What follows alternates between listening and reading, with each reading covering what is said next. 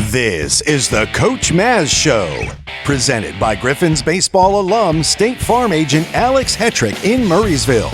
Like a good neighbor, State Farm agent Alex Hetrick is there. Here's Dan Flickinger and the head coach of the Seton Hill Griffins, Marc Marizzaldi.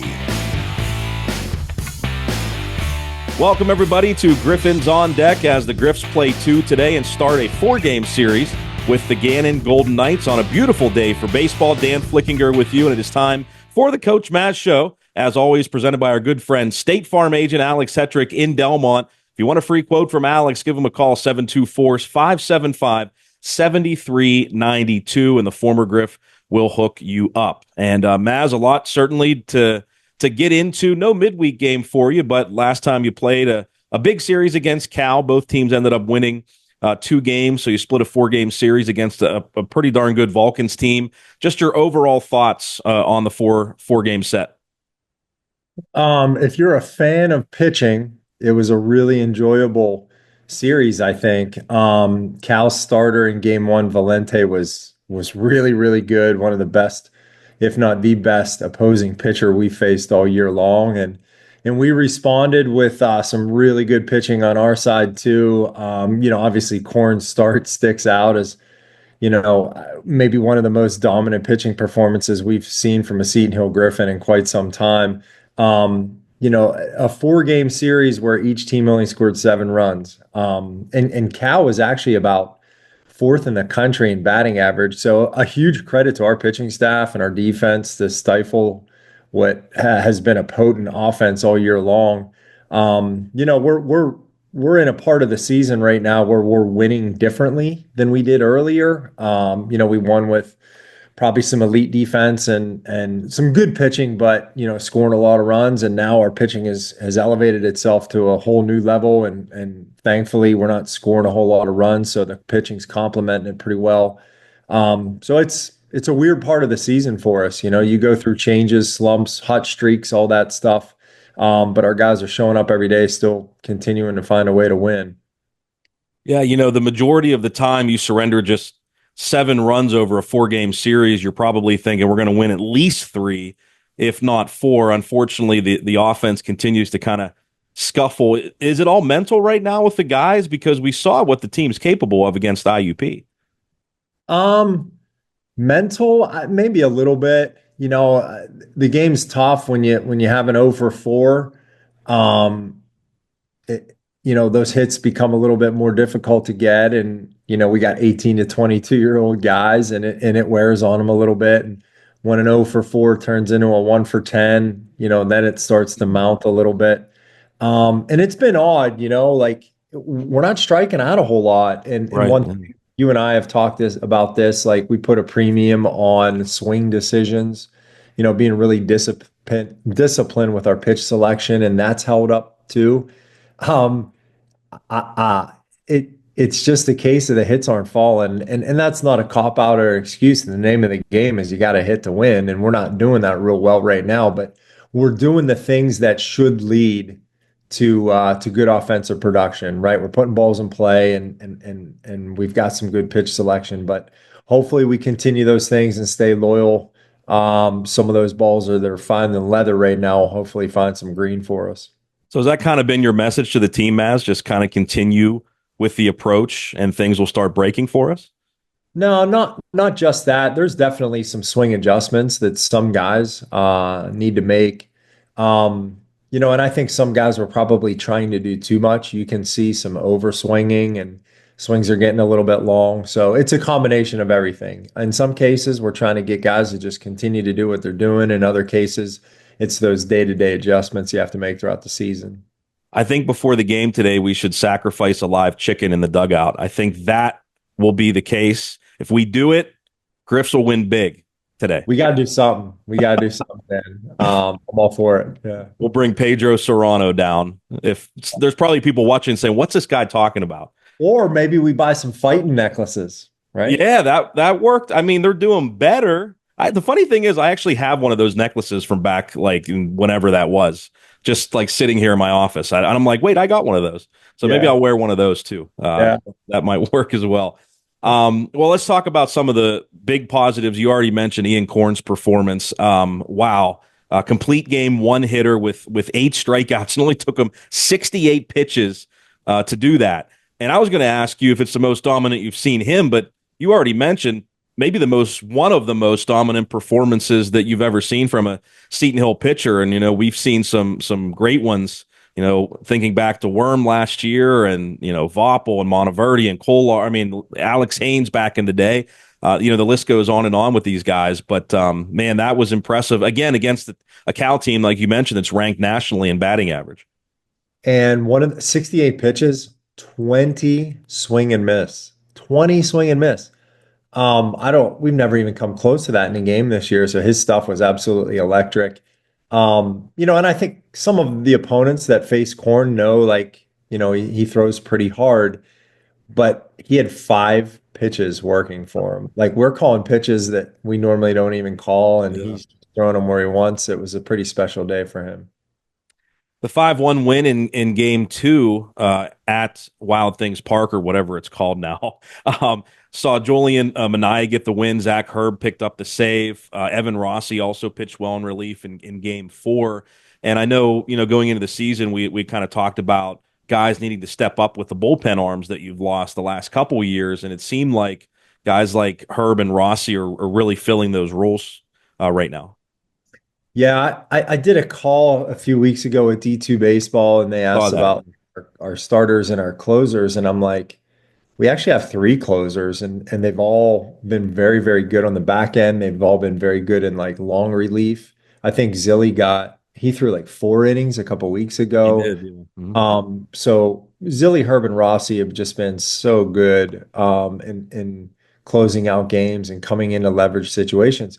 And I'll tell you, we have a lot of pitchers out of the bullpen that are really good. In addition to those guys, we just haven't been able to play midweek games, which is so unfortunate because I think our pitching depth is certainly one of our strengths. Yeah, and I did want to ask you about that too. It has to be frustrating. I know you had some midweeks scheduled, and for whatever reason, the opposing teams couldn't make it. I know the weather hasn't been great either. You've scheduled Point Park again. You're going to play them again coming up here. So how frustrating has it been to not be able to kind of showcase that depth and evaluate that depth in 9-inning games? It has been frustrating. I mean, those guys work their tails off to earn opportunities on the field and compete, and they've certainly done that. But I guess I got to do a little bit better job in scheduling and be more selective on who we choose to play, and find some better opponents, I guess. But it is what it is. We are scrambling a little bit late here. We did add Point Park. Fortunately, we're going to make up that game with Wheeling the last week. So we're in a precarious position, a good position when it comes to regional consideration. Our strength of schedule this year is not as strong as years past, just kind of how it works out. Frostburg, Point Park, we got 4 games against Slippery Rock. Gannon's a good opponent. This is, you hate to say like your whole season comes down to the last 2 weeks, but for us, it might. Challenging position, but you control your own destiny, which, I guess that certainly is a position that you want to be in. The unfortunate part about this, and I know you guys got to keep this kind of out of your mind, is Owen Mandler. We saw him get injured on a swing on Saturday, and update on him isn't good, is it? No, it's actually kind of crazy. Broken hamate, which is the same injury that Max has. I don't know if it's good or bad, but we've had 3 broken hands this year, and they've all been at different times. Like the first day of practice that Max came back from his broken hand, Matt Frazetta broke his. And Matt Frazetta just came back last week, and Owen Mandler broke his hand. So I don't think the 3 of them have been in the lineup at all together the whole year. And right. Those are 3 really good players, from last year. Frazetta had a great season. Owen was freshman of the year, and Max had a good year. Going into this year, we were excited about, those 3 guys making up, some part of the middle of our order. And unfortunately, we haven't had a game all year where all three of them have been in there. But it's very. I'm so sad for Owen. He's such a great competitor and plays a big role on our team. But just like all the injuries, it's a next man in mentality. We have a lot of guys that are ready to pick up the slack and grab some at bats and play some defense in his place. And I saw Frazetta got one at bat at least. I don't know if he got any more in that series, but is he full go now, would you say? He's still getting there. No, in terms of this healing, yes. No pain. He's physically ready to go, but being out 6 weeks, at this time of the year, it takes a while to get your timing and your swing back. And I think he's pretty close. Well, Maz, let's turn our focus to the Gannon Golden Knights. And we always have to start with the guy that's going to be in the other dugout across from you, someone you probably spent more time with in your professional life than anybody else. And of course, I'm talking about DJ Cannon, the coach of Gannon. DJ, of course, for many people know, played at Seton Hill and was Maz's longtime assistant coach before being hired at Gannon as the head coach a few years back. Does it get any less strange seeing him in the other dugout, or is it still kind of awkward? It's not awkward. We're both fierce competitors. And I think we both want to kick everyone's ass. But there might be a little bit more remorse when we're going up against each other, we're going to try to win, but you might feel a little bit bad beating up on your friend a little bit.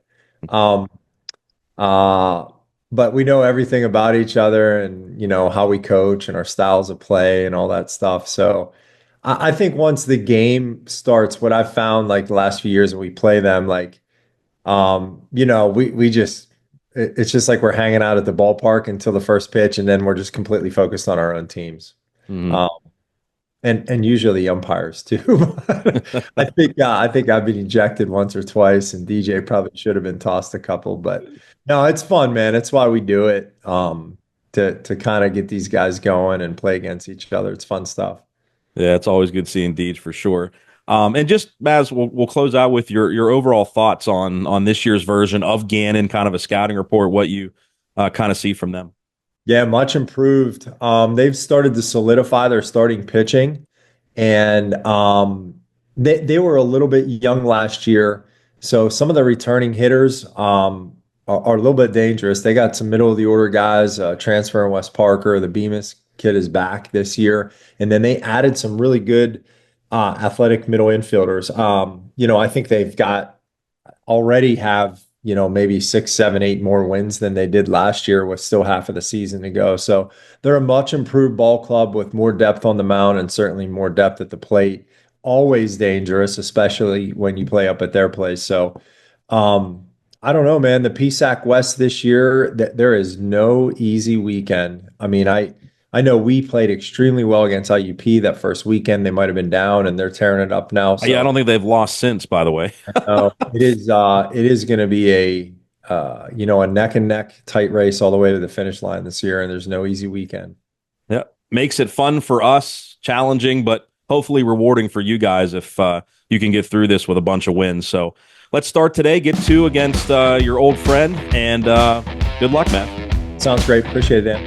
That is the Coach Maz Show, presented by State Farm agent Alex Hetrick in Delmont. We'll be back first pitch straight ahead right here on the Westmoreland Sports Network.